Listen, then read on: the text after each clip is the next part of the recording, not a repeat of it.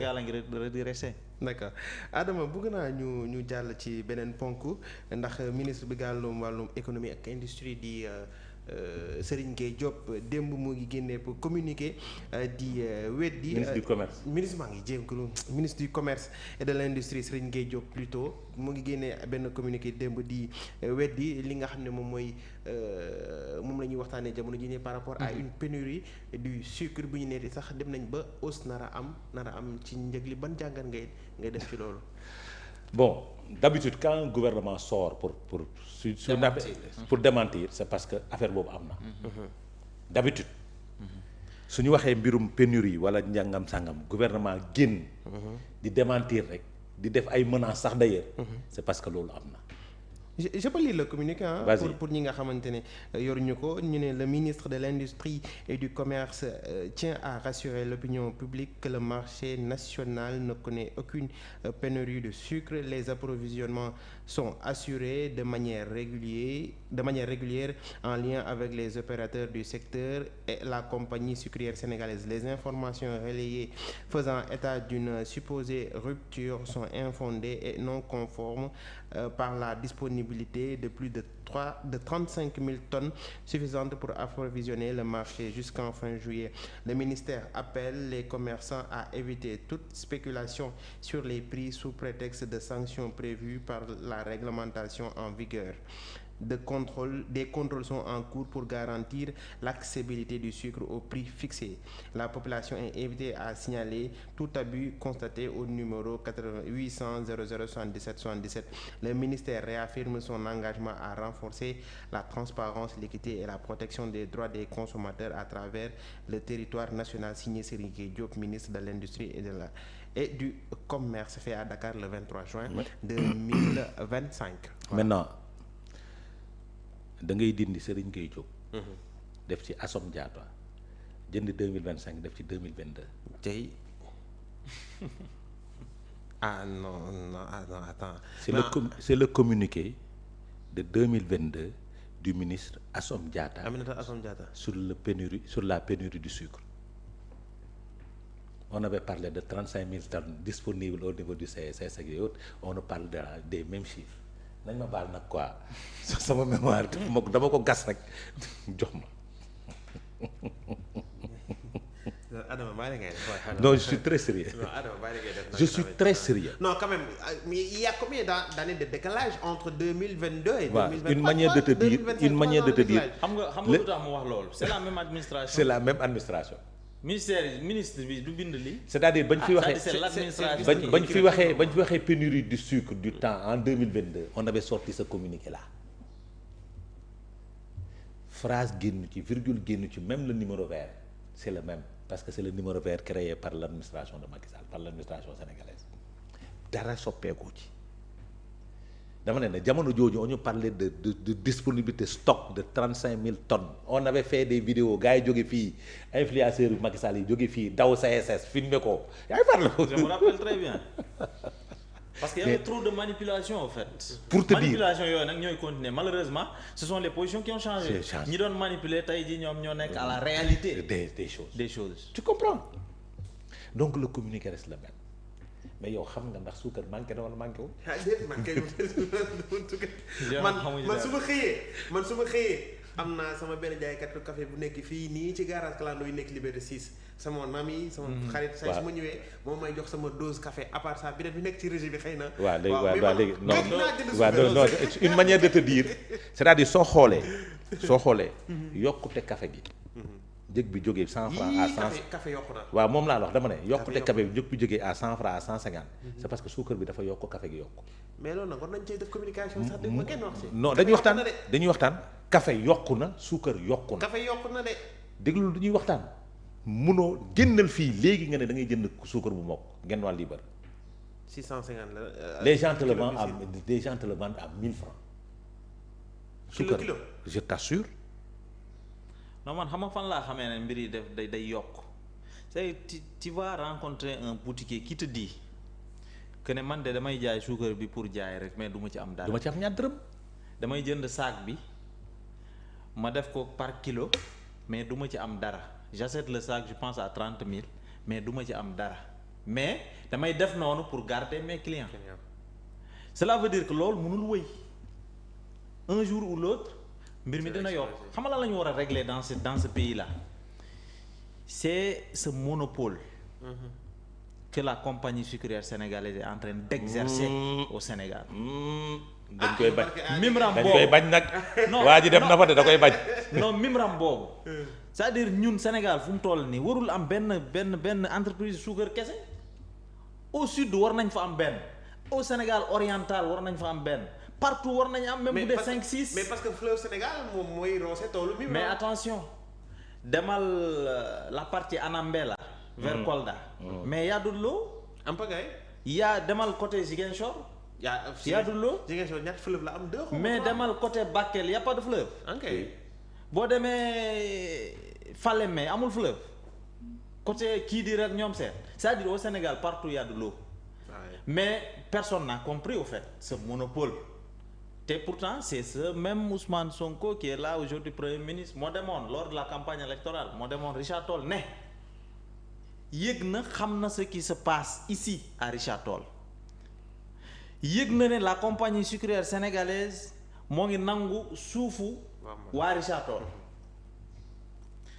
bu ñëwee incha allah non seulement ñi fay liggéey dina leen régler seeni problème mais aussi le problème foncier au niveau de Richard Toll bi nga xamante ne compagnie sucrière sénégalaise moo ngi koy guettee tout le temps loolu yëpp c'est des problèmes mais moom dina ko régler mais qu'est-ce qu'on a vu bi ñëwee après un an seulement le président Bassirou Diomaye Faye est allé à Richard Toll. Malgré les déclarations. Un discours boo xamante ne qui n'a rien à voir avec les promesses d'alors avec leurs promesses rien absolument rien waxu fa dara lu dul compagnie sucrière sénégalaise am na ay installation yu baax ñoo ngi leen di féliciter et cetera et cetera. te dañoo war a yokk affaire bi. voilà envisager yokk affaire bi. te yokk nañ ko ce Mimran là vraiment. moo ngi liggéeyam mais il va falloir que qu'on diversifie tamit bu fekkee ne benn compagnie kese la ñu am pour defar suukar mais à chaque fois bu manqué ñun ñoo ko def suñu bopp mais comme l'État n'a qu'à créer des compagnies loolu laa bëggoon wax maintenant comment faire quand même pour que monopole bi nga tudd léegi par rapport à compagnie sucrière sénégalaise yi nga xam ne am na ko ci secteur bi ñu indi ko ay saafara parce que ay jamono waxoon nañ ne importation du sucre notamment bi jógee Brésil ak bi jógee Nigéria mais mënuñ cee wéy c'est-à-dire importation bi moo bari tu as l'importation du sucre tu as l'importation des céréales tu as l'importation du lait parce que élevage bi yàlla li yàlla xam doy na li fi Macky Sall defoon sax ak su néew ñoo ngi koy bëgg a wàññi parce que éleveurs yaa ngi bëgg a dee ñoo ngi yuux sur le plan agricole résultat yi ñu doon am fin chaque nawet amatuñ ko. La preuve est que l'année dernière on a absolument rien récolté. Par rapport ak président Macky Sall fi mu ko fekkoon ak fi mu ko yóbbu. c'est-à-dire il y a des problèmes partout. Ces gens qui sont là ils sont en train d'éteindre le feu seulement. Mais ils n'ont pas en train de faire avancer le pays. fay daay kese lañ fi nekkee. Gérer des affaires courantes dans tous les secteurs. maa ngi dégg ce matin gars yi naan woy protocole d'accord bi ñu signé. Avec les syndicats mais ce protocole d'accord là en réalité les gens là je vous dis presque dañ leen a forcer pour ñu signer affaire bi loolu mënul woy parce que li nga xamante ne dañ koy signer ça doit se ressentir sur le terrain mais à l'espace de 2 mois 3 mois maximum nga forcer ci ay syndicats ñu signer protocole d'accord ñu d'accord ci benn pacte de stabilité mais boo leen forcer tôt ou tard day feeñ ci ce qui se passe sur le terrain te un pacte wala un protocole d'accord minimum c'est minimum le minimum loo xam ne mënta ñàkk 3 mois de waxtaan la 3 mois jëm 6 mois de waxtaan la mais ñëw forcer nit ñi sur le plan de l'éducation nga jóge foofu dem ci les syndicats des travailleurs et cetera partout nga ne leen rek il faut que ñu signer un pacte de stabilité mais mën nañ ko signer nii mais sur le terrain tu vois autre chose man ce gouvernement là c'est-à-dire ce régime là wallahi li ñu leen di wax chaque jour comme quoi que ñoom dañoo tële de fur et à mesure ñuy avancer muy gën a feeñ muy gën a leer ci sénégalais yi ñun bi ñu ñëwee en 2024 bi ñuy jëlee réew mi ñun dañoo toog. ñu ne leen jox un temps de grâce. mais ils ont refusé malgré ça quand même parce que loolu la ñu miin jox nañ leen un temps de grâce pendant 3 mois 4 mois mais après les avoir observés ci terrain bi ci li ñuy doxalee boobu la ñu xam ne fii nii le Sénégal est mal parti le Sénégal est mal barré. C'est ça la vérité ce qui se passe ci suukar bi ngay wax nii. del xaar tuuti parce que on ne voit pas des efforts allant dans le sens de renforcer li fi nekkoon. muy céréale bi muy suukar si muy fépp encore une fois ce monopole là man xawma lu tax ce monopole là depuis lors ça existe ça continue d'exister. mais tamit jaar ngeen fi changé woo leen ko tamit. mais loolu il faut que ñu changer ko. jaar ngeen fi changé woo leen ko mais lu tax ñu jëlee ñu fi peut-être dañoo changé wul monopole boobu loo tax ñu jëlee ñu fi peut-être c'est ça mais ñeneen ñi bu ñu ñëwee nañu changé parce qu'on parle de rupture. pour dire vrai. systémique xam nga ñii dañoo xew yi parce que jëlee nañ leen fi. à force de parler de. dañuy xewaat maintenant nag parce que sénégalais ñoo ne nañ dem. donc ça suñuy wax ci ñoom rek c'est parce que bañ fi nekkee ba liñ doon def baax. c'est ça xewi wuñu quoi au fait. c'est-à-dire c'est parce que liñ fi doon def baax na. yéen a fi ne woon defu leen ko c'est parce que ni ñu ko téye woon baax na mais naana ñu doon toog fii démb ak barke dem di saaga Mimra di ko xalab bañ ñëwee ñoo tagg Mimra ba pare nag yaatal affaire yi dañu demoon Ndengaleer di xeex ne war ñoo jël suuf si jox ko Babacar Ngom tey jël nañ suuf si jox ko naar bi te liñ jox naar bi mën na multiplier lee lu bari te ki defoon conférence de presse toog def conférence de presse bi di xeex li suuf si ñu joxee Ndengaleer di ñu jëlee Ndengaleer jox ko Babacar Ngom tey mooy président de la République kon nag jafale te suuf soosu ñu joxe c'est en violation flagrante de la loi parce que le président Macky Sall avait signé un décret en 2013 xaw ma 2014 2017 pour interdire aux maires d'octroyer des terres décret boobu am na kay. maanaam yenn superficie yi mënu ko joxe su koy joxe il faut que. gouverneur ak mais tey collectivité territoriale fa la nekk donc tey maire bi def na loolu joxe na ko mi population baa ngi yëngu mu nga tàng jër te ñuy jëm ci situation Ndengaleer dégguñu ci Guy Marius Sagna dégguñu ci Bassirou Diomaye Diakhar Faye moo ci doon def conférence de presse. mais foofu noonu c'est trop compliqué parce que information yi ma dégg mooy ñi nga xam ne ñooy yëngu mais ñooñu bokkuñu sax ci localité bi nga xam ne fa la suuf si jot. fa la de bokkuñu ci localité mais commune ba la. waaw c'est les populations de Mbane. naroon naa caa dem. c'est les populations de Mbane qui se sont mobilisées pour dire que ànduñu ci. du dëgg. parce que seeni suufu maam la dañ leen di war a délocaliser c'est pour dire que Mbane fa la Yacine Fall fa la dëkk. l'actuel ministre des Sénégalais de l'extérieur des affaires étrangères. waaw du dëgg fa lañ leen ko joxee mais terewul ñi doon xalab démb ak barki démb ñoo ko doon jox ñi doon wax ni waruñoo jël suufu dëkk bi di ko jox. Babacar Ngom. ñoom ñoo jël tey suufu dëkk bi jox ko Mimra pour mu continuer di am monopole sur le sucre. te commerçant yi décrié nañ ko fii ba tàyyi kaas nañ ko fii ci plateau toog naa fii ak Moustapha Tall muy kaas le monopole du sucre tey su pénurie amee.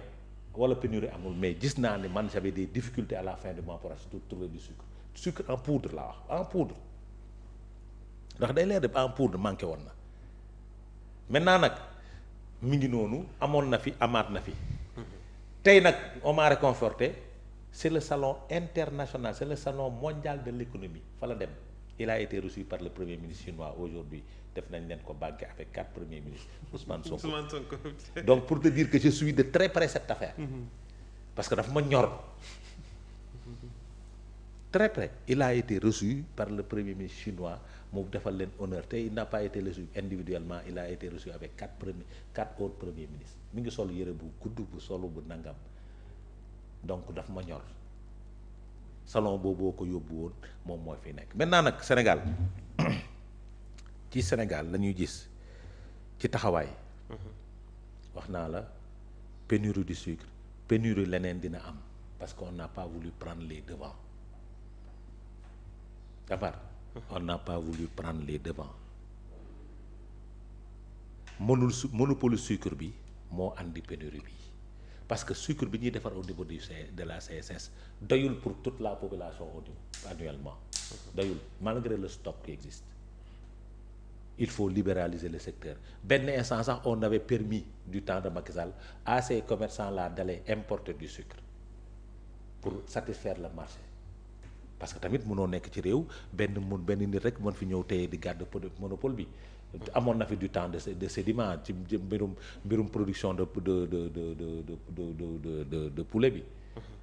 muy concurrencer déloyalement les gens yi nga xam ne dañ nekk ci production bi mënoo di defar nen ba pare di jaay poulet. donc c'est une concurrence déloyale donc situation yooyu loolu moom ñoom loolu si dans leur démarche la ñu waroon andi une rupture. cette transformation là foofu la waroon féete mais newu ci malheureusement on ne fait que constater mais le communiqué du ministre moom du ma bett tur bi la changé date bi ak signature bi. mais c'était le communiqué de Assome Diatta en 2022. lii mooy Sénégal nag Jérôme. voici le Sénégal. ma dolliwaat la beneen yaa ngi fàttaliku Koungheul Promorem xaw ma Promorem. ba fi Diomaye demee di lire discours ba. il a repris les mêmes propos du président Macky Sall quand il lançait ce projet là. Tout à fait. Les mêmes propos, le nombre d'emplois, les verbes, les mots, tout. Nous sommes dans une république ñu doon bind démb ñooy bind tey c'est ça l'administration sénégalaise te administration bi ñu fi nekk ce sont des fonctionnaires calibrés ils ne sont pas des gros calibres mais ils sont calibrés. Voici la situation de ce pays-là. Ils ne sont pas de gros calibre de ce qu'il ne faut pas faire. Voilà. xam nga pour éviter de dire ça. merci Adama voilà donc mi ngi noonu daal. Moussa ñu ngi lay jaajëfal ak nañ ci cappaandaw waxtaan wi ça a été intéressant nag. mais xeer yi de mi ngi wàññi leen xeer yi nag xeer yi bari na de. ñun kay daanaka sànni wuñu xeer sax. ñii kay ñooy sànni seen bopp xeer parce que seen discours démb moo leen rattrapé tey amul benn xeer boo xamante ne jóge na ci opposition bi daanaka. seeni propre xeer dañuy jógal seen bopp parce que li ñu doon wax démb lañ mënta def tey